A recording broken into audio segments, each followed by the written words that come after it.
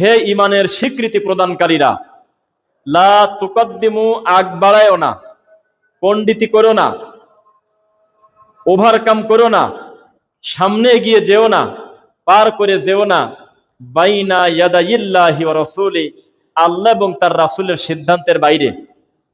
ওয়াত্তাকুল্লাহ, আল্লাহকে ভয় করো। ইন্নাল্লাহা সামিউন আলিম, তিনি সবকিছু শোনেন, তিনি সর্বজ্ঞ। সরল অনুবাদ করলাম। এইবার এই আয়াতের আলোকে আমরা দুইটি কথা আপনাকে বলি। পৃথিবীর যত টুপিওয়ালা, দাড়িওয়ালা, কোরআন হাদিস পড়া মানুষের যত পাপ আছে, সব পাপ হলো এই আয়াতের ভিত্তিতে হচ্ছে, উল্টা ব্যাখ্যা করার কারণে। যেমন যেই লোকটা জাহেল, তার এক পাপ, ধর্মও বোঝে না, দুনিয়াও বোঝে না, কিছুই বোঝে না, উনি ধর্মকর্ম বোঝে না, মানেও না, চলেও না, নাস্তিকের মতো দিন কাটাচ্ছে। কিন্তু একটা দিন জানা মানুষ যেখানে আছে হ্যাঁ, ওখানে বানাচ্ছে না, যেখানে আছে সুন্নাহ সেখানে বানাচ্ছে বেদাত, যেখানে আছে বেদাত সেখানে বানাচ্ছে সুন্নাহ, যেখানে আছে শিরিক সেখানে বানাচ্ছে তাওহীদ, যেখানে আছে তাওহীদ সেখানে বানাচ্ছে শিরক। তাহলে তার মেহনত কম হচ্ছে না বেশি হচ্ছে?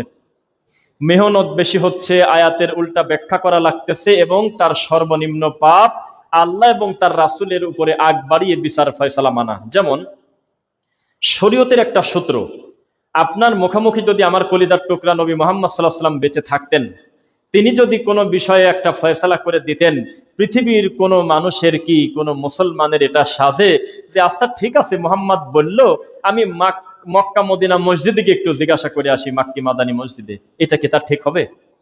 হুজুর বলছে কথা ঠিক আছে, কিন্তু আমার মন মানে না, আমি একটু নারায়ণগঞ্জে গিয়ে অমুক আলেমের কাছে একটু জিজ্ঞাসা করে আসি, এই সুযোগ কি থাকলো? আর এই সুযোগ থাকতো আমার মতো লোকের কাছে আসলে, যে বললো এখন উনি তো বড় আলেম না, আরো তো আলেম আছে, একটু তদন্ত করে দেখি।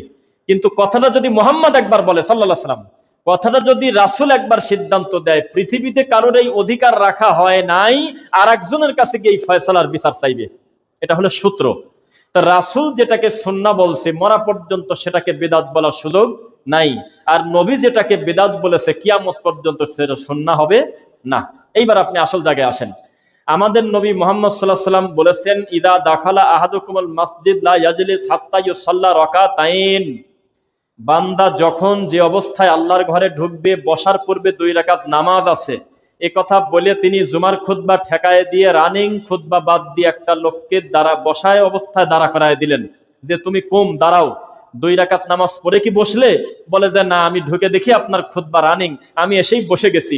নবী বললেন আগে 2 রাকাত নামাজ হবে, তারপরে বসা। এটা হলো হাদিস।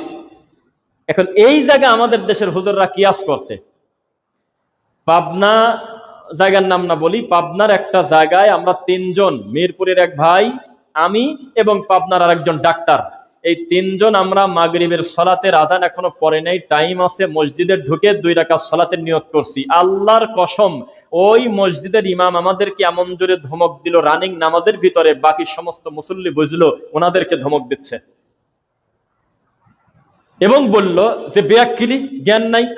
আমাদের পাবনার লোকাল ভাষায় হিসাব কিতাব ছাড়া চলে, একটু পরে আজান পড়বে, এখন নিষিদ্ধ সময় জানে না, মন চাইলে আর নামাজে দাঁড়া যাওয়া লাগবে, এটা আমাদের বলতেছে। আমরা যখন সালাম ফিরালাম, তার অনেক সময় পরে উনি আজান দিলেন, সালাতও শেষ করলেন। আমরা তার সাথে বাড়তি কথা বলার সুযোগ পেলাম না, বা আমাদের সেই সুযোগ হয় নাই। সালাত যখন শেষ হলো, আমরা তার কাছে একটা লিফলেট ধরায় দিছি।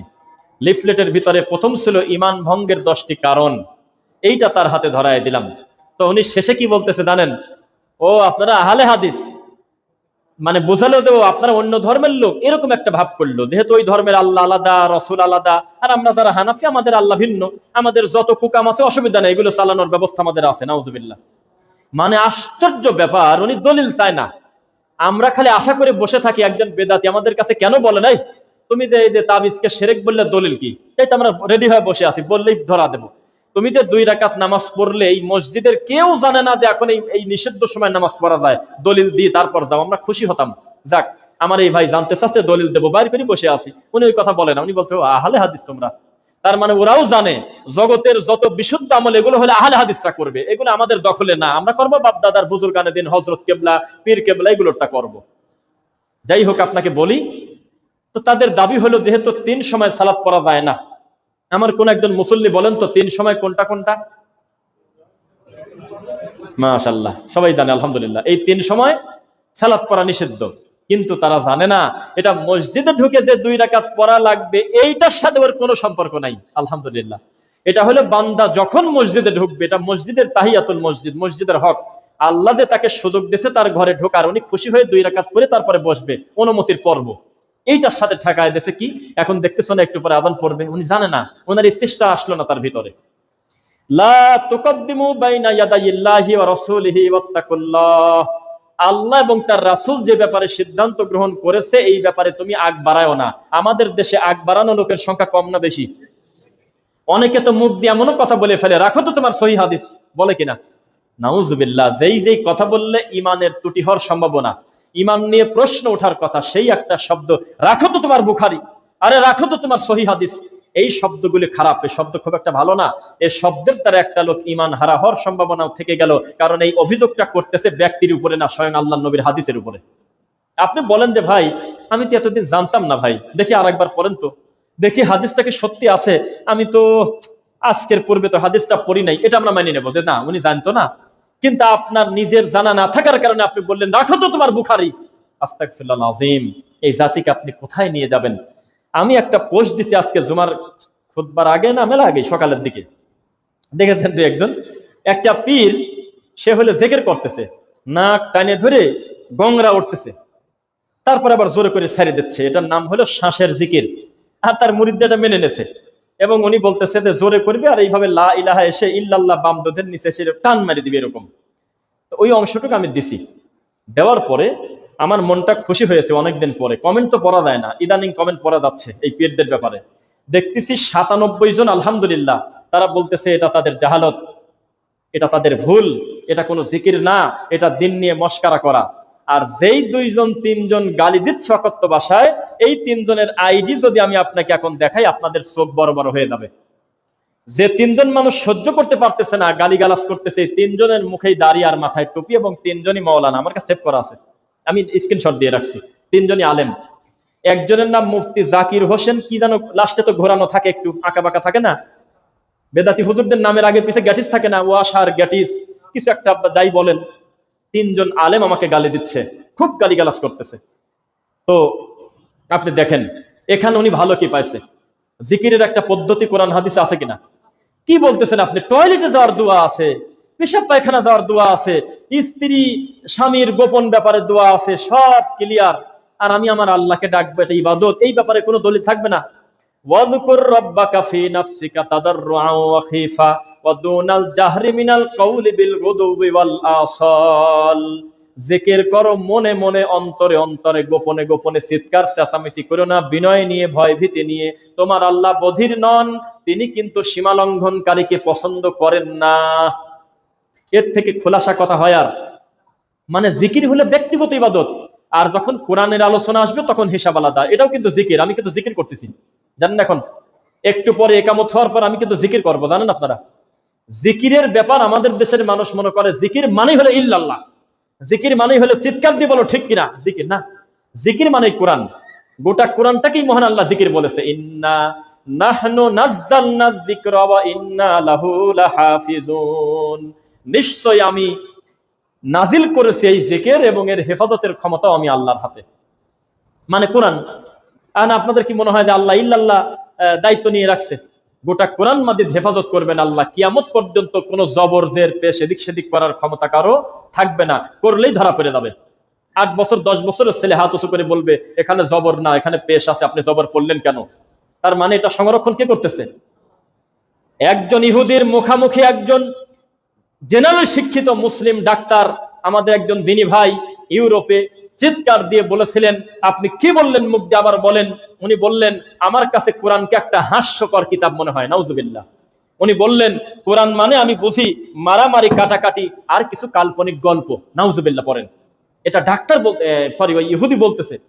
তখন মুসলমান বলতেছে যে তুমি কাকে কি বলো তুমি জানো?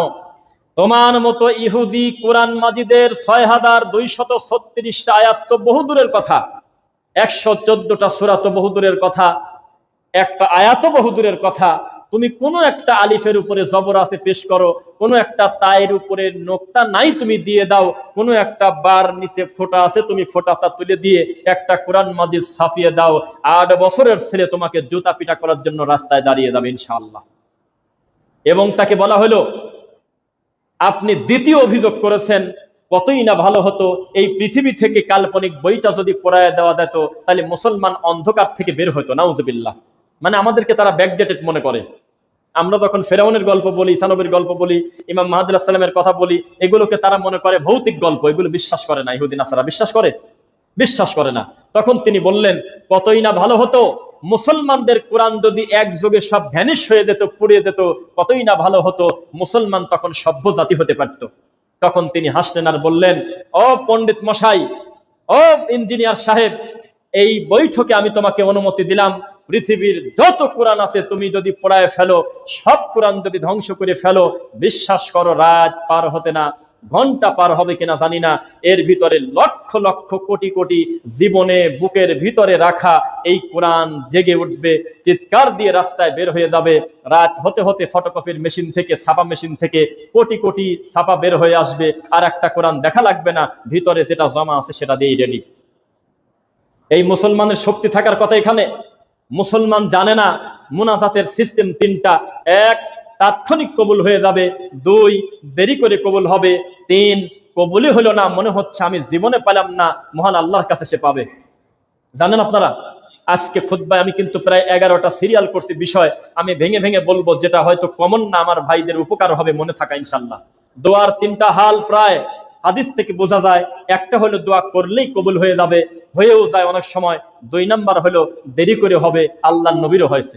3, এই জমিনে কিছু দেবে না, ওই বিচারের মাঠে দোয়া করার কারণে আল্লাহ অনেক উত্তম কিছু দিয়ে দিবেন। 3টার কোনোটা কি খারাপ ভাই? 3টার কোনোটা কি খারাপ? দোয়া করলাম দিয়ে দিল, খারাপ হয়েছে নাকি? দোয়া করলাম দিল, তবে একটু দেরি করে দিল, খারাপ হয়েছে ভাই? দিলই না, একবারে বিচারের মাঠে তিনি দিবেন, খারাপ হয়েছে? 3টাই কল্যাণকর। নবী সাল্লাল্লাহু আলাইহি ওয়াসাল্লাম বললেন, আমার আদমের ছেলে মেয়ের একটা দোষ থাকবে। আল্লাহ বলেছেন আমার উম্মতের একটা দোষ থাকবে, খলিকল ইনসানু আজুলা, তারা খুব তাড়াহুড়া করার জাতি হবে। কিসের তাড়াহুড়া? সামনে একটা বড় ট্রাক আছে, অ্যাক্সিডেন্ট হয়ে দাঁড়িয়ে আছে, পিছন থেকে হাজার হাজার হরেন দিচ্ছে, কি করবেন ঠেকান?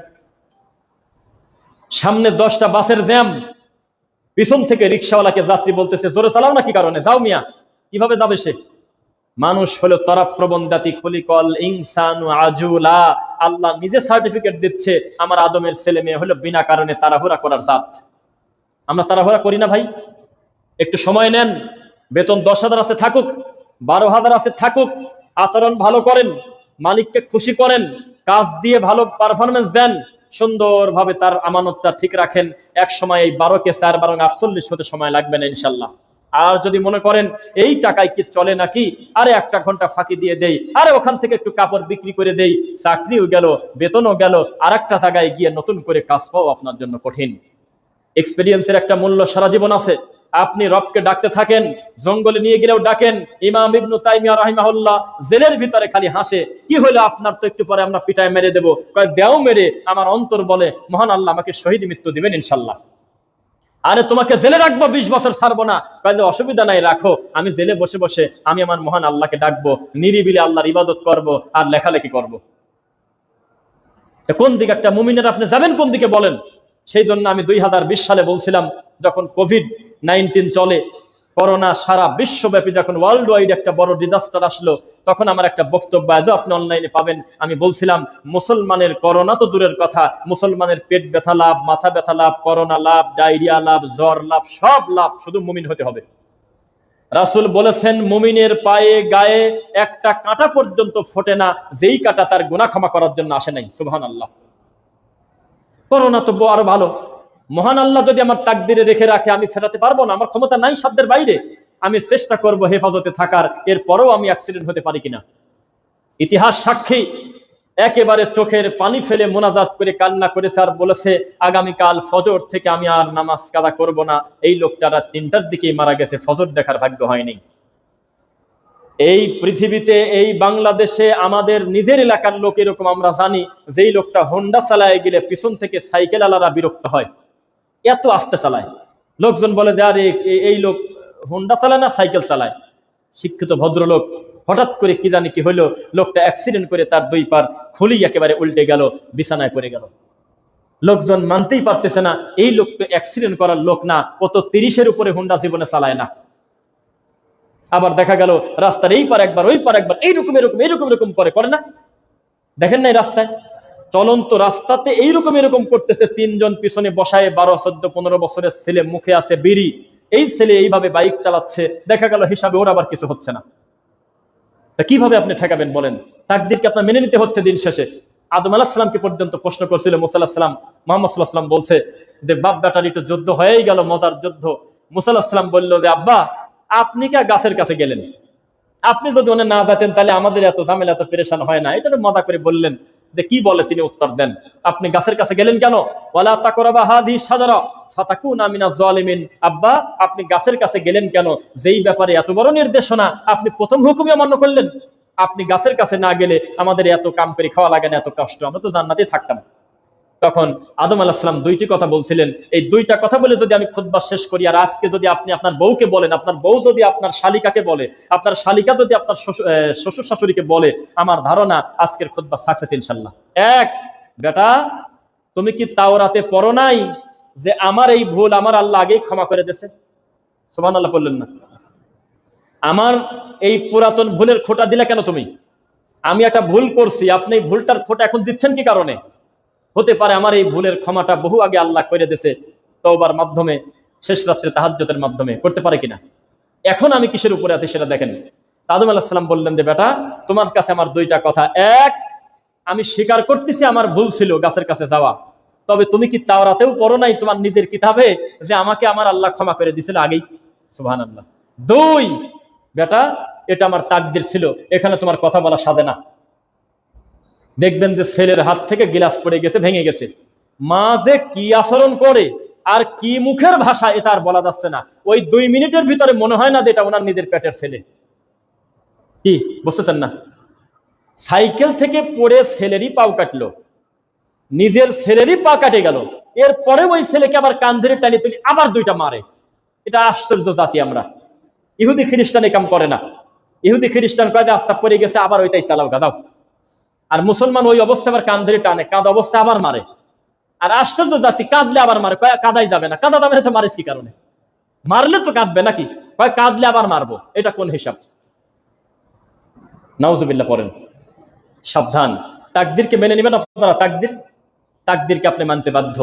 মহান আল্লাহ যদি আপনাকে মনোনীত করেন, কোন নিয়ামত দেবেন, আল্লাহুম্মা লা মানিআ লিমা আ'তাইতা ওয়ালা মু'তিয়া লিমা মানা'তা ওয়ালা ইয়ানফা'ু যাল জাদ্দি মিনকাল জাদ। মাশাআল্লাহ মুখস্থ আছে, আবার পড়ি। আল্লাহুম্মা লা মানিআ লিমা আ'তাইতা ওয়ালা মু'তিয়া লিমা মানা'তা ওয়ালা ইয়ানফা'ু যাল জাদ্দি মিনকাল জাদ। মহান আল্লাহ যদি কারোর প্রতি অনুগ্রহ করতে চান, দয়া করতে চান, পৃথিবীর কেউ ঠেকাতে পারবে? আর তিনি যদি কাউকে কিছু না দিতে চান, পৃথিবীর কেউ কাউকে দিতে পারবে? পারবে না। তাকদীর আপনারা বিশ্বাস করেন কিনা? তাকদীর আপনি মানতে বাধ্য। তাকদীর আপনাকে জান্নাতে নিবে, তাকদীর আপনাকে মহান রবের খুশি করতে পারে, এ কথা ভিন্ন। তবে তাকদীর মেনে নিয়ে দুনিয়ার বালা মুসিবত আসলে আপনি খুশি থেকে রবের শুকরিয়া আদায় করে সংশোধন হয়ে বলবেন, আল্লাহ আমি জ্বরকে মেনে নিলাম, মাথা ব্যথা মেনে নিলাম, অ্যাপেন্ডিসাইড মেনে নিলাম, ডায়াবেটিস মেনে নিলাম, আমার উপরে যত বালা মুসিবত এসেছে এর মাধ্যমে আমার বড় একটা দাবি, তুমি আমার গুনাহ ক্ষমা করে দাও আল্লাহ। একটা লোক 40 বছর যদি আইসিইউতে থাকে, 40 বছর পর যদি মারা যায়, পৃথিবীর কোন লোকের বলার ক্ষমতা নাই কবরের 40 সেকেন্ডের আযাবের সমপরিমাণ আযাব তার দুনিয়াতে হইল। তুলনাই তো চলে না, তুলনা দেওয়া যায় নাকি? ওটা তো জগতে আলাদা।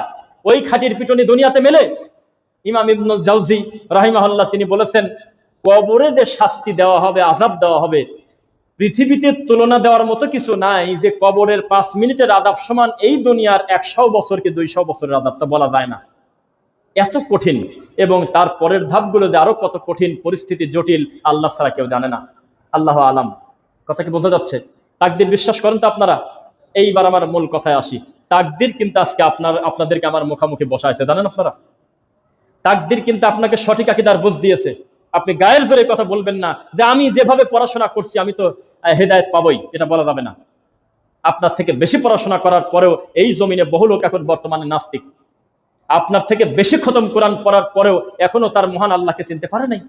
এই জমিনে এখনো বুখারী খতম করার পরেও কোরআন মাজিদ অনুযায়ী, হাদিস অনুযায়ী 2 রাকাত নামাজ পড়ার মতো ভাগ্য এই দেশের লক্ষ লক্ষ আলেম মাওলানার হয় নাই। আপনার মতো একটা জুতা ব্যবসায়ী, আপনার মতো কাপড় ব্যবসায়ী, আমার মতো একজন লোক, আপনার মতো একজন দিন মজুরকে আল্লাহ কিভাবে তার দিনের কাজ করায় নিচ্ছেন, এটা বড় তাকদীরের ব্যাপার ভাই।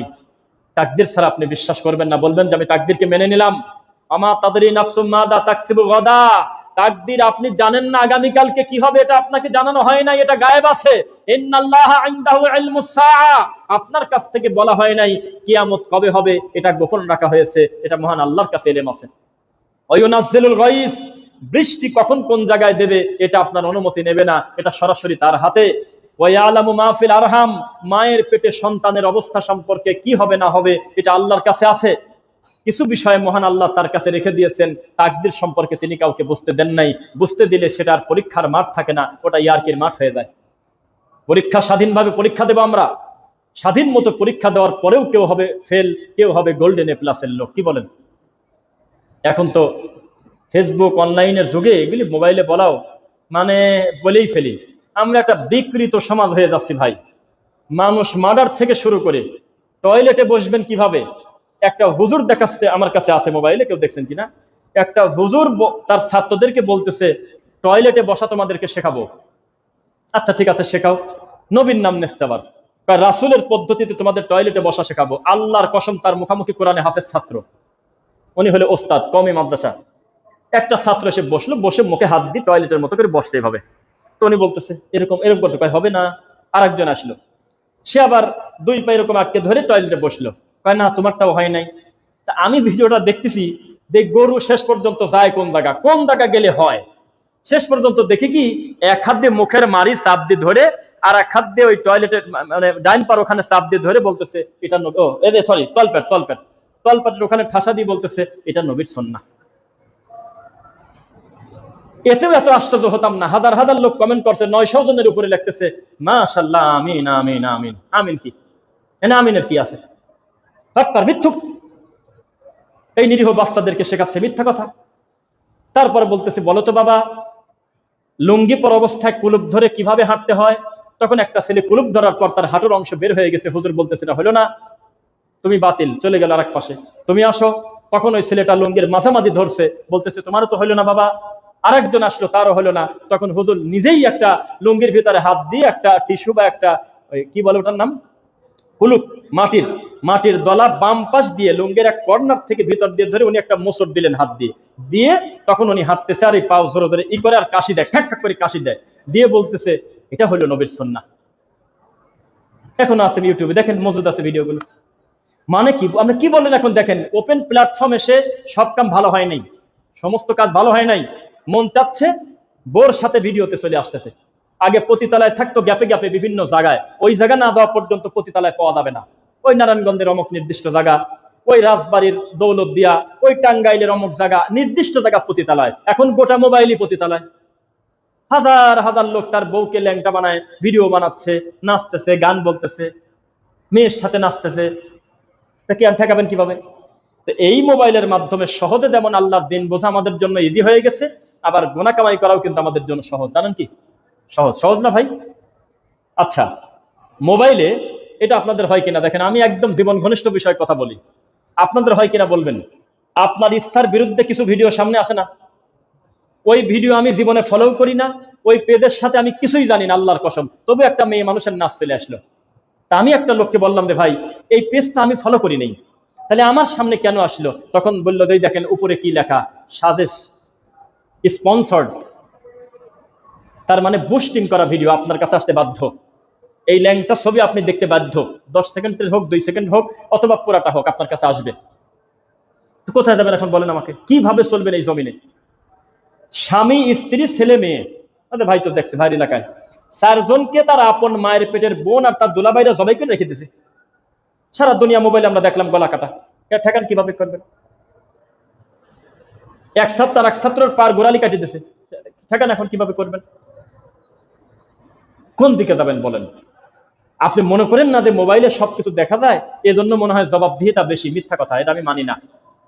যেই লোকটা তার পায়ের জুতা খুলে একটা শিক্ষকের মুখে জুতা, এগুলি বলা মানে মুখ দিয়ে আমার পুরাটা আসে না, শিক্ষকের মুখে জুতা পিটা করতে পারে আর ভিডিও করে বলতে পারে, বন্ধুরা দেখুন বন্ধুরা এ হলো অমুক। সেই সমাজে আপনি কি করে বাস করবেন আর কোন এলেম অর্জন করবেন? ইন্নাস সামা ওয়াল বাসারা ওয়াল ফুআদ, আদমের ছেলেমেয়েরা শোনো, তোমার চোখ, তোমার কান, তোমার জিহ্বা, কুল্লু উলাইকা কানা আনহু মাসউলা, মহান আল্লাহর সামনে একদিন জিজ্ঞাসিত হতে হবে। তোমার মুখ হয়তো বন্ধ থাকবে, খতামাল্লাহু আলা কুলুবিহিম, তোমার জবানে থাকবে তালা, তবে হাত দাঁড়িয়ে গিয়ে বলবে আমার এই দুই হাত দ্বারা সে পাপাচার করছে। জিহ্বা দাঁড়িয়ে যাবে, আমি কোনো বাধা মানব না, আমার আমানতের খেয়ানত করেছে, আমার এই জিহ্বা দিয়ে সে মিথ্যা কথা বলেছে। পা দাঁড়িয়ে যাবে, রাত বাজে 12টা, ওই সময় পিয়ার আলী মসজিদ থেকে সালাত আদায় করে বাড়িতে যাওয়ার পথে অমুকের গাছের আমটা পেরে ও খাইছিল, আমি নিজে পা সাক্ষী। চোখ দাঁড়িয়ে যাবে, এই মুখ তোমার কথা আমি শুনবো না, আমি যা দেখেছি সেটা বলবো। এই লোকটা রাত 4টা পর্যন্ত পতিতালয়ে সময় কাটিয়েছে, 3টা পর্যন্ত ল্যাংটা মেয়ে দেখেছে, 5টা পর্যন্ত জেনা করেছে, 6টা পর্যন্ত মদ খেয়েছে, আমি আমার 2 চোখ দিয়ে সাক্ষী। ঠেকাবেন কিভাবে বলেন? বিশ্বাস করেন, সঠিক আকীদার জ্ঞান যে আল্লাহ আপনাকে দিয়েছে, আপনাকে বুঝতে হবে পৃথিবীতে এর থেকে বড় নিয়ামত এই জমিনে আর নাই। নাই? আছে? নবী সাল্লাল্লাহু আলাইহি ওয়াসাল্লাম বলেছে ততদিন আমার উম্মত কল্যাণের উপর থাকবে যতদিন তারা আওয়ালক্তে সালাত আদায় করবে। বলে নাই ভাই? আওয়ালক্তের গুরুত্ব আছে না? অথচ আমরা আজকের দিনে, অন্য দিন বাদ দেন, আজকে আমরা যখন জুমার সালাতে ইকামত হওয়ার পর যখন দাঁড়াবো, আমাদের সালাম ফিরানো শেষ হয়ে যাবে। আমার ধারণা বহু মসজিদে আপনি শুনতে পারবেন তাদের খুতবাই শেষ হয়নি। আজকের এই দিনে এখনো পর্যন্ত যেই লোকটা 5টা 20-এ আসরের নামাজ পড়ে, এও তো হুজুর। আজকের এই দিনে এখনো যে ফজরের সময় শেষ হওয়ার 9 মিনিট আগে সালাম ফিরায়, এও তো হুজুর। কিভাবে কল্যাণ আশা করবেন আপনি? কল্যাণ আল্লাহর হাতে। বিয়াদিকাল খৈর, মনে করে গেছে আয়াতটা, বিয়াদিকাল খৈর, কল্যাণ আল্লাহর হাতে। পৃথিবীতে কোনো জায়গায় কল্যাণ নাই আল্লাহ যদি কাউকে কল্যাণ না দেন। জিকির নাই, তাসবিহ নাই, তাওহীদের পাওয়ার ছাড়াই মুমিন আগাতে পারবে না। খেলাফত একটা নাম শুনেছেন? খেলাফা, কোরআন মাজিদে খেলাফার আলোচনা আসার পরে দেখবেন যে ওখানে লেখা আছে আমি মহান আল্লাহ তোমাদেরকে দেব যদি তোমরা ওয়াদা পূরণ করো। কি ওয়াদা? মান আমানা বিল্লাহ ওয়াল ইয়াউমিল আখির, ঈমান আনতে হবে, পরকালকে বিশ্বাস করতে হবে। কে কাকে বিশ্বাস করে? বর্তমান পরিস্থিতি চলতেছে মোরগ কামড়া কামড়ি সাপের বেজির অবস্থা। কে কাকে কামড়িয়ে খাবে, কে কাকে কিভাবে চলবে? এই জমিনটা এভাবেই চলতেছে, কোনো জবাবদিহিতা আছে? মন চাচ্ছে একজন একজনকে ধরে পিটাচ্ছে, এ ছাত্র ও ছাত্রকে ধরে মারতেছে, এটা কোনো অন্যায় মনে করতেছে না, পাওয়ার ক্ষমতা। তার মানে এদের পিছনে ব্যাকআপ আছে কিনা? তারা জানে আজকের এই দিনে এখন আমি মানুষ হত্যা করলে আমাকে বাঁচানোর জন্য আমার বড় ভাই আছে। এইবার আসেন সূরা আহজাব, আয়াত নাম্বার হলো 67। পাইছি? আমি আয়াতটা ফুল পড়ি তারপরে বলি। ওয়াকালু রাব্বানা ইন্না আতানা সাদাতানা ওয়া কুবারানা ফাআদাল্লুনা সাবিলা। 2টি কারণে মানুষ বেশি বেশি জাহান্নামে যাবে। 2টি কারণে মানুষকে উলট পালট করে মুখ একেবারে ভাজা ভাজা করে তাকে জাহান্নামে পোড়ানো হবে। 1 বড় হুজুর, 2 নেতা। আমার কথা আপনি পরিবর্তন করেন, আমি বলতেছি সূরা আহজাব আয়াত নাম্বার 67, বাড়িতে যায় দেখেন। 1 বড় হুজুর, যেটাকে আপনারা আকাবির চেনেন। আকাবির বলে না যে আমার আকাবির বলছে। ভাই কথা বলেন দু একজন। অনলাইনে দেখবেন বেদাতি হুজুরদের কিছু বললেই বলে যে আমাদের আকাবিররা যেভাবে বলে আমরা সেভাবেই চলবো। আচ্ছা বলেই ফেলি, রেজাউল করিম আবরার প্রকাশ্যে চরমনার মাঠে বলতেছে আমরা আমাদের আকাবিরদের সাথে সবসময় আকাবিররা যেটা বলে সেটাই, বা এদের যে কোনো বক্তব্যে দেখবেন যে আমরা আমাদের আকাবিররা যেটা বলে সেটাই আমাদের দিন। এমন বলছে যে আকাবিরদের কথার বাইরে আমাদের কোরআন হাদিস থেকে নেওয়ার মতো আর কিছু নাই। নাউজুবিল্লাহ পড়েন। আকাবির আমাদের দেশে সম্মানী শব্দ না অপমান শব্দ বলেন? বিশাল সম্মানের শব্দ, বড় আকাবির। অথচ আপনি হাসবেন, আসলে হাসারই কথা। কোরআন মাজিদে ওমা জাআলনা আকাবির মুজরিমিহা লিয়ামকুরু ফিহা, আল্লাহ আকাবির শব্দটাকে ব্যবহার করছে অপরাধীদের গডফাদারের ক্ষেত্রে। কি ভাই? যারা অপরাধীদের গডফাদার, এদেরকে আল্লাহ যুগে যুগে অবকাশ দেয়, এই তাদেরকে বলছে আকাবির মুজরিমিহা লিয়ামকুরু ফিহা। কেন দেই? ওমা ইয়ামকুরুনা ইল্লা বিআনফুসিহিম ওমা ইয়াশউরুন, তাদেরকে সময় দেই মূলত তারা নিজেরা নিজেদেরকেই ধ্বংস করে। আশরাফ আলী থানভী মরে গেছে, ইসলামের কিছুই হয় নাই। দোয়া করার লোক খুব একটা নাই, হাজার হাজার তাবিদের কিতাব আর মিথ্যা কথা বলা।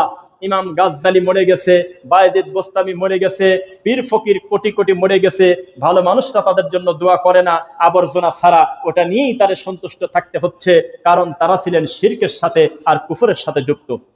কিন্তু ইমাম বুখারীর মতো মানুষকে দেখেন, কোটি কোটি তাওহীদবাদীদের অন্তরে জায়গা দিয়ে দিয়েছে আল্লাহ, মরা পর্যন্ত খালি দোয়াই আসে না আপনাদের ভিতর থেকে? আসে কিনা? তো এরা হলো অপরাধীদের গডফাদার, যারা তাবিদের কিতাব লেখছে, বেহেশতি দেওয়ার লেখছে, মকসুদুল মুমিনিন লেখছে, তাজকিয়াতুল আউলিয়া লেখছে, কসসুল আম্বিয়া লেখছে। আচ্ছা, আপনারা কি ওই যে ইয়ের নাম শুনছেন নাকি? দু একজন বলেন তো, ফতুয়া আলমগীর। আলমগীর নাম শুনছেন? হানাফি মাযহাবের একটা গ্রহণযোগ্য কিতাব। এই ফতুয়া আলমগীরের ভিতরে যে কি কি লেখা, তা ছেলের বাপের সামনে রিডিং করা যায় না, মা তার মেয়ের সামনে রিডিং করা যায় না, শ্বশুরের সামনে জামাই রিডিং করতে পারবে না, এত খারাপ ফায়সা কথা লেখা। ওই লেখক মরে গেছে, হাজার হাজার মানুষ বলে আমরা আমাদের বড় একটা আকাবির হারাইছি। এই আকাবিরদের কথা কোরআন মাজিদে আছে, আমার দিক তাকায়েন। সাদাতানা ওয়া কুবারানা, এক নেতারা দুইটার সময় বলেছে, বড় পদ যদি পেতে চাও বা 20,000 টাকা বিকাশে দিয়ে দিছি, তুমি অমককে ফেলায় দাও। কেন মারতেছি? ওই লোক কে, ওর বাড়ি কোন জায়গা, ছেলেটাকে মারতেছি কি কারণে, কিছুই জানে না, মারি দিয়েছে, নেতা যেহেতু বলছে।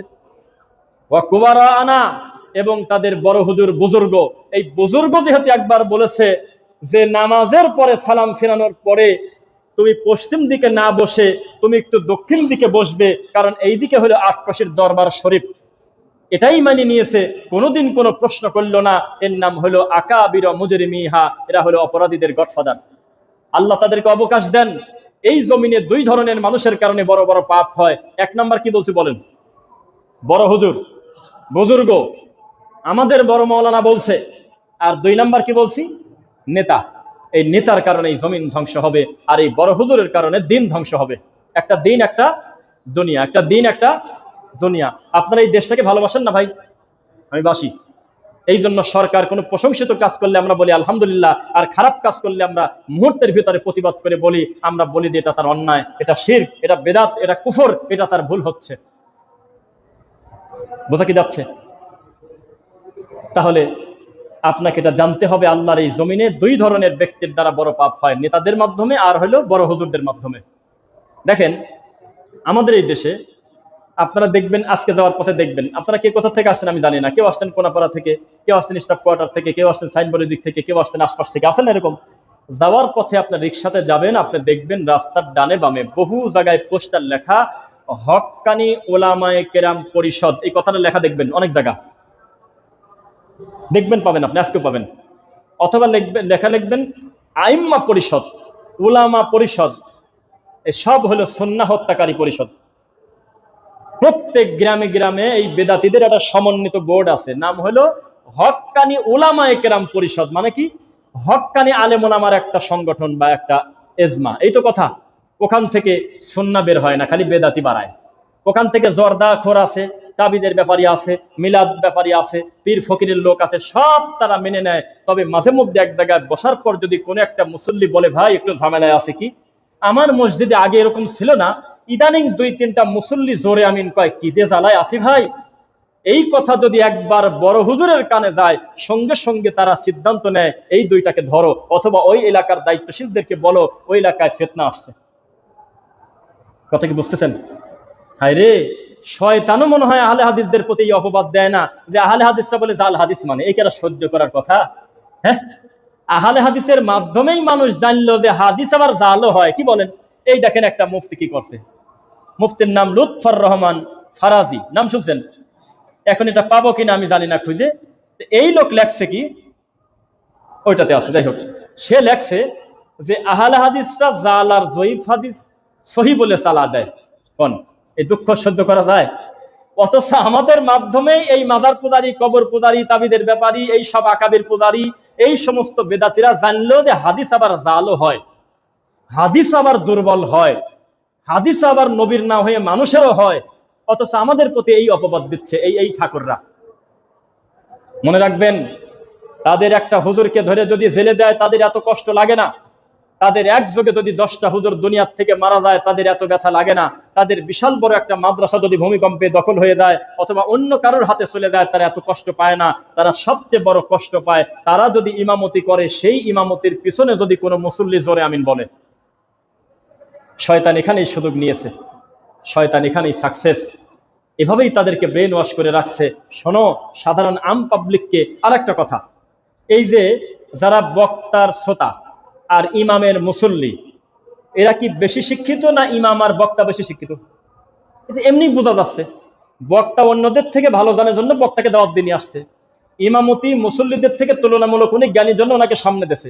ইমাম যদি খুতবায় বলে যে আহলে হাদিস ইহুদিদের দালাল, ঠিক কিনা বলেন, মুসল্লি কি বুঝি ঠিক পায়? হ্যাঁ ঠিক। কেন? কি কারণে ঠিক বললো?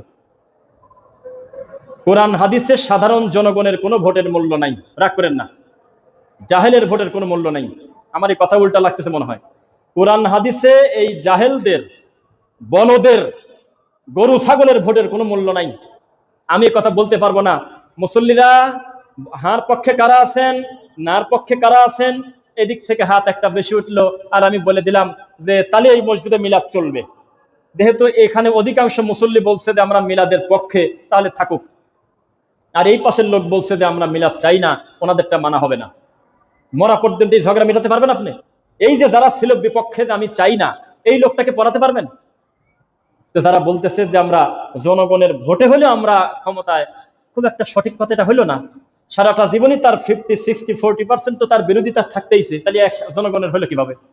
এই যে তার বিরোধী যে দলটা মরা পর্যন্ত তার ভালো কাজের প্রশংসা করবে না, বিষ খাবে তাও বলবে না আলহামদুলিল্লাহ আমাদের বিরোধী দলের অমক হলে খুব একটা ভালো কাজ করে ফেলছে, বলবে যে টাকা মারি খাইছে, তাছাড়া কি হয়েছে নাকি? মানে এটা ইবাদত। কোনোদিনও আমার বিরোধী দলকে আমি ভালো বলবো না, এটা আমার নিয়মেই নাই, এটা গণতন্ত্রে লেখা নাই। সেই জিনিসের জন্য এই বাঙালি জীবন দিচ্ছে না ভাই? জীবন দিয়ে দিচ্ছে না?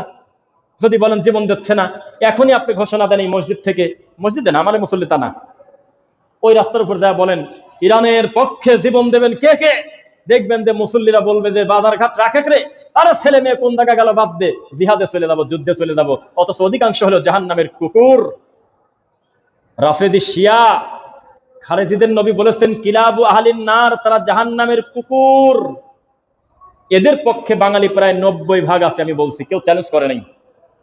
ইরান আর ইসরায়েলের যুদ্ধ না লাগলে আমি জীবনে, আমি আমার বাপের জন্মে জানতাম না যে এই দেশের 90% উপরে শিয়া।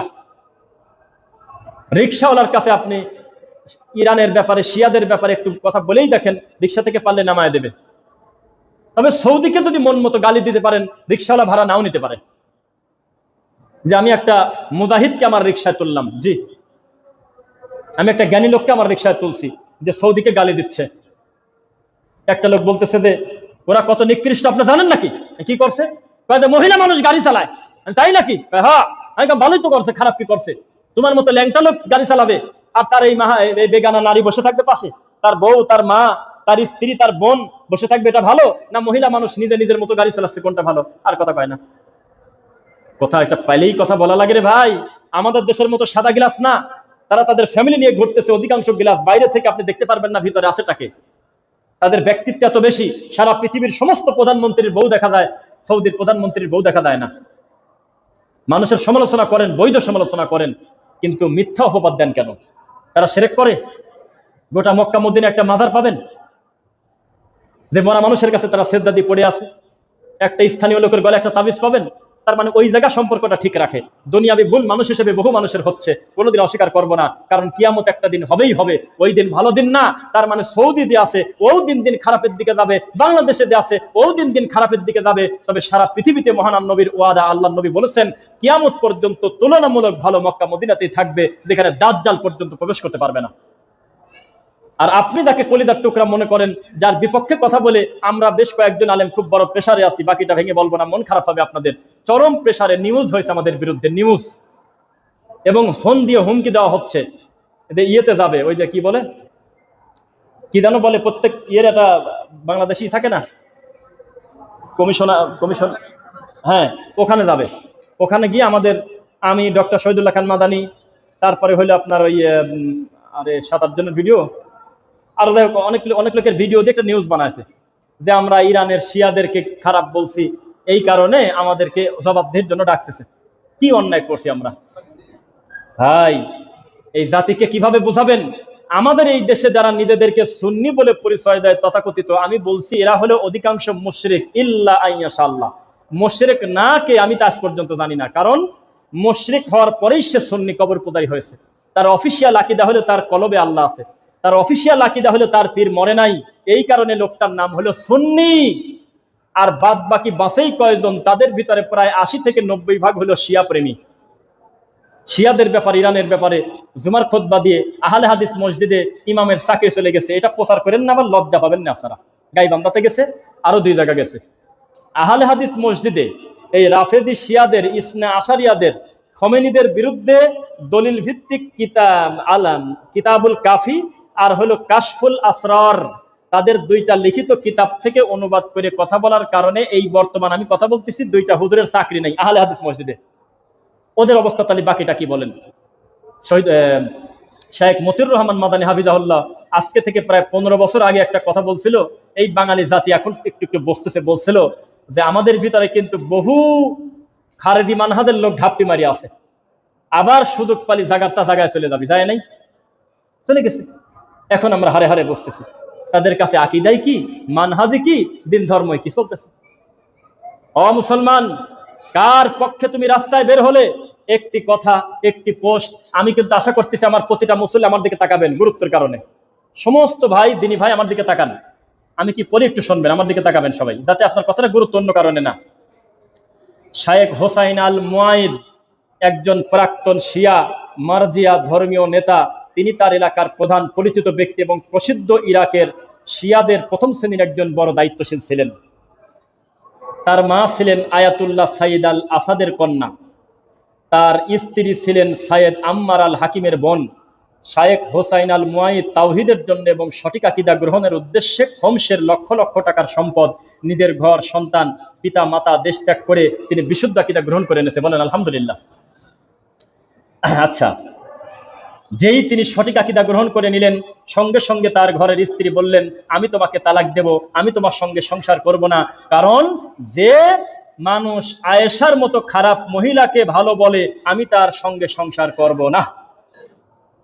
কি বুঝলেন? উত্তর দেন। শিয়াদের অফিসিয়াল আকীদা হলো সর্বনিম্ন আম্মাজান আয়েশাকে গালিগালাজ করতে আপনারা বাধ্য, করতেই হবে, নইলে আপনি ভালো শিয়া হতে পারবেন না। আমি ওই স্বামীর সংসার করব না যেই স্বামী আয়েশার প্রতি সন্তুষ্টি প্রকাশ করে দোয়া করে। বোঝেন না মনে হয়? এবার স্বামীর কিছু উত্তর আছে, এটা শুনবেন নাকি? স্বামী বলছে, আমিও এমন নারীর সঙ্গে থাকতে রাজি না যেই নারী আমার মাকে গালিগালাজ করে, আমি তার সঙ্গে সংসার করব না, আমি তাকে তালাক দিয়ে দেব। আলহামদুলিল্লাহ তো বললেন না? আচ্ছা, তারপর কি লাগছে? তিনি বলেন, আমি বুঝতে পেরেছি শিয়াদের লড়াই আবু বকর ওমরের সঙ্গে নয়, বরং স্বয়ং আল্লাহ এবং তার রাসূলের সঙ্গে। এইটা আমি আমার নিজের পরিবারের থেকে, ঘরে থেকে, মায়ের থেকে, আব্বার থেকে, শিয়াদের নেতা থেকে আমি হারে হারে বুঝলাম। এবং আরেকটা লেখা, আমি যখন শিয়া ছিলাম, আমি আমার 43 বছরের জীবনে কোনোদিন আমি শুনি নাই কাউকে আবু বকর, ওমর, ওসমান, আয়েশাকে অকথ্য ভাষায় গালিগালাজ করার কারণে শিয়াদের কোনো একজন নেতা, কোনো একজন অনুসারী বলল, এই এত গালিগালাজ করো না, ওদেরকে গালি কম দাও, এরকম কথা জীবনে কোনোদিন শুনে নাই। বরং প্রত্যেকে আমাদের মুখের দিকে তাকিয়ে হাসতার, বলতো আমিন আমিন, আয়েশাকে ধ্বংস করো, আবু বকরকে ধ্বংস করো, উমারকে ধ্বংস করো, আলীকে ধ্বংস, উসমানকে ধ্বংস করো। বলেন কি উত্তর দেবেন এখন? দেন। উমর রাদিয়াল্লাহু আনহুকে যিনি পিছন থেকে ছুরি মেরে পেট ফাড়িয়ে দিয়ে ভিতরে খাবার ছিল, দুধ ছিল, বের করে ফেললো, মারিয়ে দিল, তার প্রতি কি আপনাদের দয়া আছে ভাই? এটা ইমানের গতিতে কথা বলেন তো। যেই উমারকে একজন পিছন থেকে একজন মারিয়ে ফেললো, তার প্রতি কি আপনাদের ভালোবাসা আছে? থাকার কথা। ইমানদারের কি হবে? রাগ হবে না? উমর রাদিয়াল্লাহু তাআলা আনহু হত্যাকারীর প্রতি আপনাদের মায়া আছে? না থাকলে কথা বলেন, আছে? আপনাদের মায়া নাই। এমনকি উমর রাদিয়াল্লাহু তাআলা আনহুর নামের সাথে আমাদের ইমান, ভালোবাসা জড়িত না ভাই? আর উমর রাদিয়াল্লাহু তাআলা আনহুকে যে হত্যা করছে তার নাম বলেন তো দেখি, কেউ পারেন নাকি? জানেন না? আমি বলি, একটু মিলাই নেন। আবু লুলু ফিরোজ। কি নাম বলছি? আবু লুলু ফিরোজ। একটু পড়াশোনা করেন, ওরাও তো আপনার সামনে পেছে দিতে পারে, তখন তো এটা দলিল লাগবে। আবু লুলু ফিরোজের মাজার বানিয়ে প্রতি বছর রাষ্ট্রীয় ছুটি ঘোষণা করে তার কবরে সেলুট দিয়ে বলা হয়, ওহে বীরের জাতি বীর, ওরা সুসন্তান, কতই না ভালো হতো উমারের পাশাপাশি তুমি যদি আবু বকর আর ওসমানকেও মারিয়ে দিতে। কতই না সুন্দর হতো তুমি যদি আয়েশাকেও মারিয়ে দিতে। এখন কি কোন উত্তর দেন আমার সাথে কথা বলেন একজন। ভালো মানুষের কাজ ওই মাজার পূজা করে, ওই মাজারে জিয়ারত করে, ওই মাজারে গিলাপ দেয়, ওই মাজারে সোমা খায়ার বলে জাতির শ্রেষ্ঠ সন্তান, এটা হলো জাতির পিতা, এটা হলো জাতির সবচেয়ে বড় সম্মানী ব্যক্তি যে উমারকে নামাজের ভিতরে হত্যা করছে। সেই লোকের প্রতি বাঙালির যে কি আবেগ, এটা আমি আর মুখ দিয়ে বললাম না, আমাদের ভাইরা হাসতেছে, তার মানে জানে কি দৃশ্যটা বোঝে। ফেসবুকে ঢোকা যায় না। ফেসবুকে আমি যে কথাগুলো বলতেছি, আমার যে মা তুলে বাপ তুলে কাফের ইহুদি খ্রিস্টানদের কি ভাষায় গালি দেবে এটার হিসাব নাই, হিসাবই নাই। বুঝতেছেন আমার কথা? আল্লাহ তাআলা হেদায়েত দিক, বলুন আমিন। আমরা আল্লাহর কাছে কল্যাণ চাই। কি চাই? আমরা আল্লাহর কাছে কল্যাণ চাই। এই যে বাচ্চারা খেলতেছে, আমার একটু বিরক্ত লাগতেছে, আমার কিন্তু ভালোই লাগতেছে। আমি এই দৃশ্যটা দেখতে চাই। আমি চাই আল্লাহর ঘরে আমাদের সোনামণিরা এসে খেলুক, বসে থাকুক, বাপের কাঁধে উঠে উঠুক, কোরআন পড়ুক, জিকির করুক, তাসবিহ করুক, এদের আশা দেওয়া থাকুক, বলেন আমিন। বহু মসজিদে এদেরকে দেখলে বিরক্ত হয়, গালিগালাজ করে। আম্মাজানদের বলতেছি, আমাদের বোনদের বলতেছি, আপনি নামাজে আসার সময় ছেলেকে নিয়ে আসেন, কে কি বললো পরের কথা, তবে নামাজের সময় নিজের ছেলেকে নিজের কাছে রাখবেন, যাতে বিরক্ত না করে অন্য কারণ। আপনার বাচ্চাকে নিয়ে আসেন, নামাজের দৃশ্য দেখুক। ওরা যদি মসজিদ আসা বন্ধ করে দেয়, তাহলে সামনে এমনও হতে পারে আমাদের মসজিদ তালা দেওয়া লাগতে পারে সামনে। জুমার নামাজ ছাড়া মাঝে মধ্যে এমন অবস্থা, আল্লাহর মসজিদে একামত দেওয়ার লোকও পাওয়া যায় না। আছে নাকি এই দেশের মসজিদ? পরিস্থিতি খারাপ। আল্লাহ তুমি আমাদের সকলকে দিনের জন্য কবুল করো। আপনাদের সাথে আমার একটু দেখা বেশি বেশি হয়, তাই না? তুলনামূলক অন্যান্য জায়গায় একই বছরে 2 বারের বেশি কোনো মসজিদে খুব কম হয়, শুধু পূর্বচলেরটায়। আর এখানে আমি আমার ইমানের ভালোবাসায়, মহাব্বতে, আমি এমন ঘটনা কমই ঘটছে যে খুতবা দিতে আসছি, আমি চলে গেছি, অথচ আমার থেকে পরবর্তী আসার ডেট নেয় নাই, এমন ঘটনা ঘটে নেই। এই মসজিদ থেকেই আমাকে আর একটা ডেট নিয়ে তারপর ছাড়ে। আমি খুশি, আমি তাদের প্রতি অসন্তুষ্ট না। আল্লাহ আমাদের এই ভালোবাসা জান্নাত পর্যন্ত কবুল করো। আল্লাহ আমাদের মুখ থেকে শুধু ভালোটা বের করে দাও। আল্লাহ আল্লাহ আমল করবো, শুধু ভালোটা করবো। আল্লাহ আল্লাহ আমাদের সন্তানদেরকে তুমি দিনের জন্য কবুল করো। আল্লাহ প্রত্যেকটা সন্তান সন্ততি যারা যাদের আছে, একজনও যেন নেশাখোর না হয়। আল্লাহ আল্লাহ বাপের অবাধ্য যেন না হয়, মায়ের অবাধ্য যেন না হয়। তোমার কাছে এই কথা বলে জুমার খুতবার প্রথম পর্ব শেষ করছি। বারাকাল্লাহু লানা।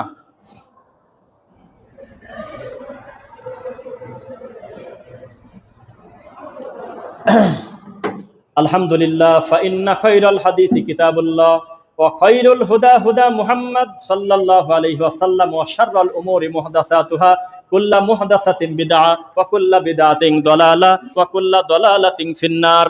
রব্বিরহামহুমা কামা রাব্বায়ানি সগীরা রব্বিরহামহুমা কামা রাব্বায়ানি সগীরা। রব্বানা আতিনা ফিদ দুনিয়া হাসানা ওয়া ফিল আখিরাতি হাসানা ওয়া কিনা আযাবান নার। রব্বানা যালামনা আনফুসানা ওয়া ইল্লাম তাগফির লানা ওয়া তারহামনা লানাকুনান্না মিনাল খাসিরিন। আল্লাহুম্মা আনতা রাব্বি লা ইলাহা ইল্লা আনতা খালাকতানি ওয়া আনা আবদুকা ওয়া আনা আলা আহদিক ওয়া ওয়া'দিকা মাসতাতা'তু আউযু বিকা মিন শাররি মা সানাতু আবুউ লাকা বিনি'মাতিকা আলাইয়া ওয়া আবুউ বিযামবি ফাগফিরলি ফাইন্নাহু লা ইয়াগফিরুদ দুনুবা ইল্লা আনত। আল্লাহুম্মা আনতা রাব্বি লা ইলাহা ইল্লা আনত লা ইলাহা ইল্লাল্লাহু ওয়াহদাহু লা শারীকা লাহু লাহুল মুলকু ওয়া লাহুল হামদু ওয়া হুয়া আলা কুল্লি শাইইন কাদির। আলহামদুলিল্লাহ। আল্লাহ তুমি আমাদের যারা মারা গেছে ইমানের উপরে, তুমি তাদের ক্ষমা করো। আল্লাহ আল্লাহ যারা আমরা বেঁচে আছি, তুমি আমাদের ইমানের উপরে মরা পর্যন্ত কবুল করো। আল্লাহ আল্লাহ আমরা মানুষ, আমাদের ভুলের দিকে তাকালে জাহান্নাম ছাড়া কিছু দেখি না। আল্লাহ তবে তোমার দয়ার দিকে তাকালে জান্নাতি আমরা আশা করি। আল্লাহ তুমি কবুল করো। তোমার দয়া এত বেশি যে আমরা যতই পাপ করি তোমার দয়া থেকে নিরাশ হতে পারবো না আমরা। আমাদের তুমি ক্ষমা করো। আল্লাহ আল্লাহ আমরা মরা পর্যন্ত সঠিক আকীদা মানহাজের উপরে যেন থাকতে পারি, কবুল করো। আল্লাহ শয়তান সেই দিন সফল হবে যেদিন আমাদের ভাইদের দ্বন্দ্ব লাগাতে পারবে। আল্লাহ আমাদের ভালোবাসা তুমি বৃদ্ধি করে দাও, আমাদের রোহামা ও বাইনাহুম একে অন্যের মহাব্বত বেশি করে সৃষ্টি করে দাও। আল্লাহ ও আরশের মালিক, আল্লাহ বেদাতি আমাদের গালি দিলে কষ্ট লাগবে না, বেদাতি কুফরকারী আমাদের রাস্তায় মেরে দিলেও আমরা মনে করবো আল্লাহ আমার জানটা গিয়েছে একটা বাতিলের হাতে, তবে আমার ইমানদার দিনী মুসলিম ভাই যারা, তাদের হিংসা থেকে তুমি আমাদেরকে বাঁচাও। আল্লাহ অন্তত আমরা আমাদেরকে যেন ভালোবাসতে পারি এই সুযোগ তুমি দাও। আল্লাহ আল্লাহ রাব্বুল আলামিন তোমার কাছে দাবি করি আকীদা মানহাজের ভিত্তিতে যারা আমরা এক, আমরা প্রত্যেকে তোমার কাছে বলি আমাদের মরার আগে শেষ কথা যেন হয় লা ইলাহা ইল্লাল্লাহ। এখন আপনাদের কিছু পার্থক্য বলি। প্রত্যেক খুতবাতেই আমার মনে হয় 2-4 জন নতুন ভাইয়েরা আসেন, কি বলেন, যিনি হয়তো আশপাশ থেকে আসছেন, তুলনামূলক এই মসজিদের ওইভাবে নিয়মিত মুসল্লি না। আল্লাহর ঘরে যেই আসবে আমরা বলবো আলহামদুলিল্লাহ, ওনার নাম হলো আব্দুল্লাহ, উনি আল্লাহর বান্দা, বোঝেন না মনে হয়। কিন্তু নতুনও আসেন কিনা, 2-1 জন আসে না, তাদের উদ্দেশ্যে একটা কথা বলি।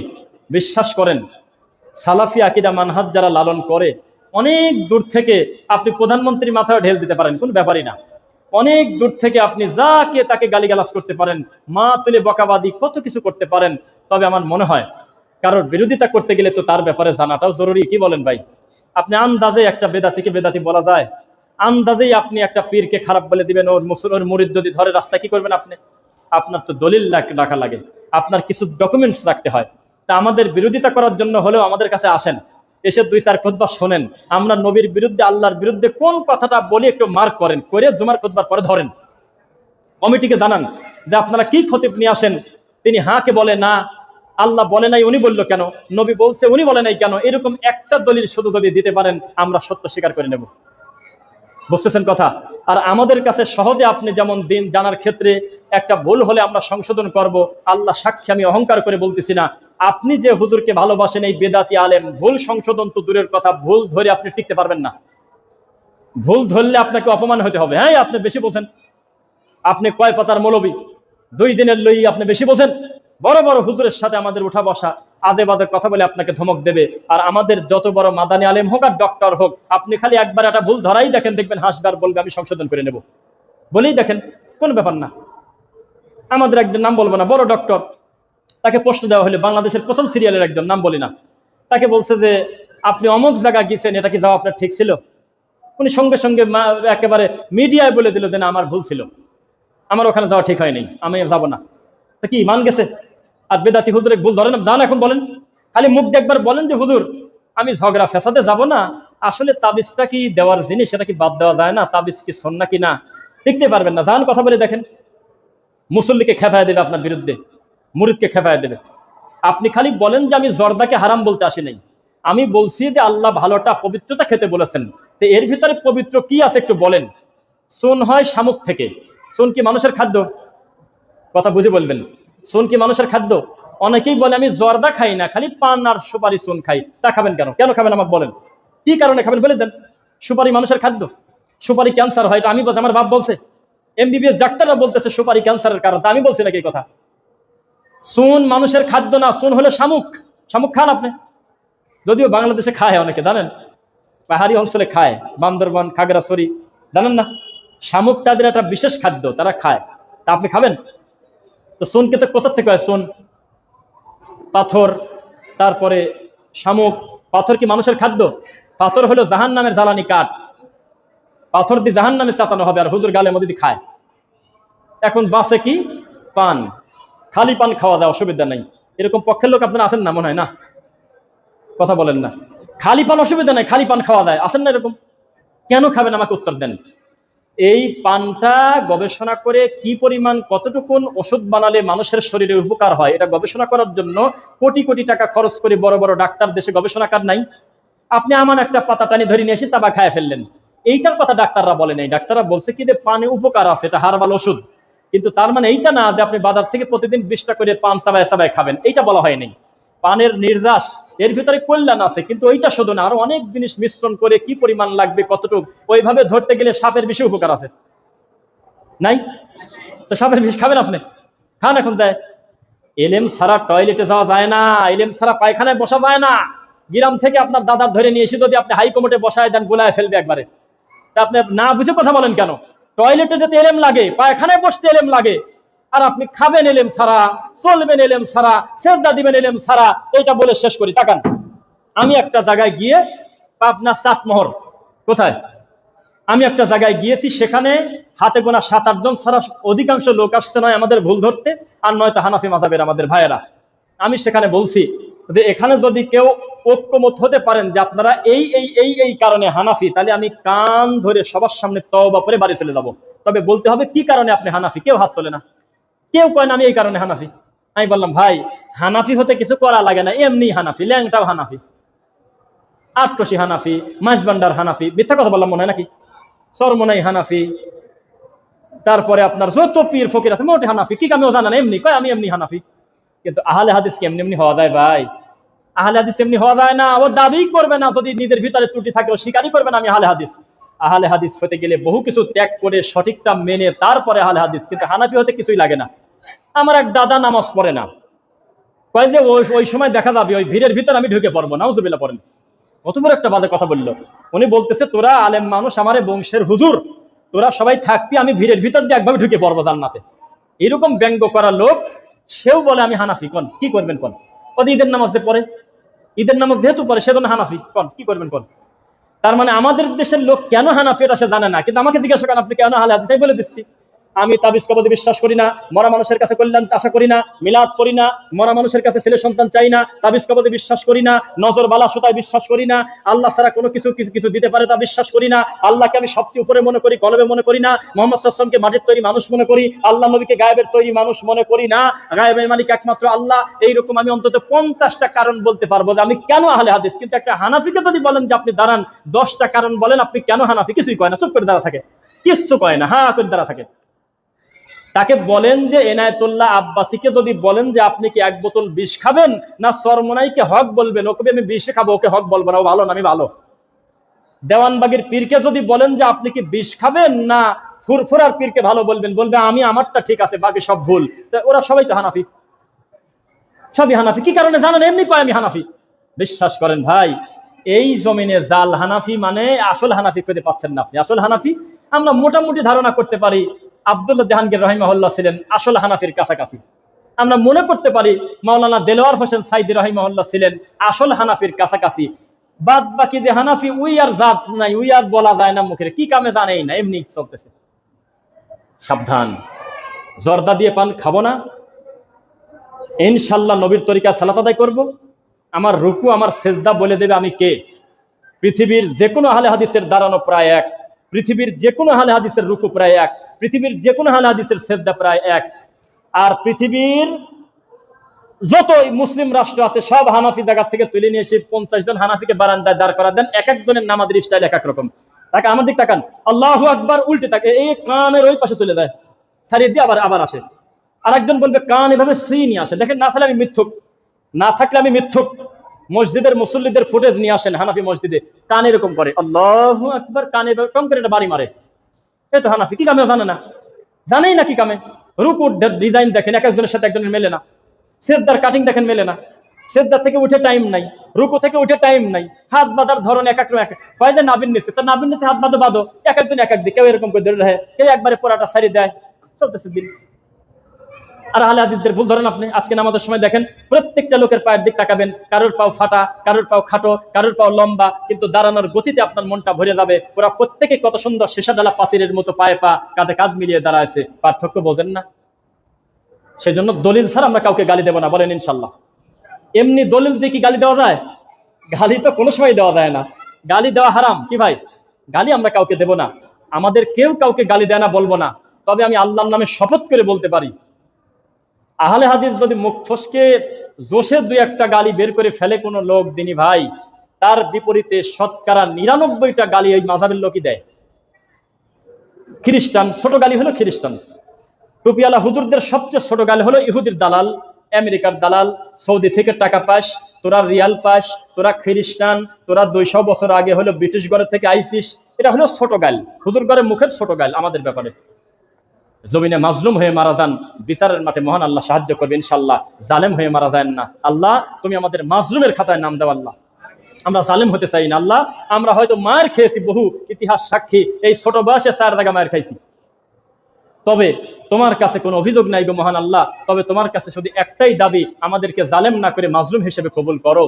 আর যারা আমাদেরকে মেরেছে তাদের তুমি হেদায়েত দাও, হেদায়েত কপালে না থাকলে তাদের ক্ষতি থেকে মুসলিম উম্মাহকে তুমি হেফাজত করো, আল্লাহুম্মা আমিন। সর্বশেষ এই পিয়ার আলী সালাফি জামে মসজিদের মুসল্লিদের জন্য আল্লাহর কাছ থেকে কল্যাণের দাবি করি, প্রত্যেকটা সন্তানকে কোরআনের মাদ্রাসায় দিবেন, কোথায় বিশুদ্ধ আকীদা শিক্ষা দিবেন ছোটবেলা থেকে ইনশাআল্লাহ। এবং এই প্রতিষ্ঠানের জন্য দোয়া করবেন, আমাদের মা বোনদের জন্য কল্যাণের দোয়া করি, তারা জুমার সালাতে এসে তারা যেন দিন শিখতে পারে, আল্লাহ তৌফিক দিন। সুবহানাকা আল্লাহুম্মা বিহামদিক আশহাদু আল্লা ইলাহা ইল্লা আনতা আস্তাগফিরুকা ওয়া আতুবু ইলাইক।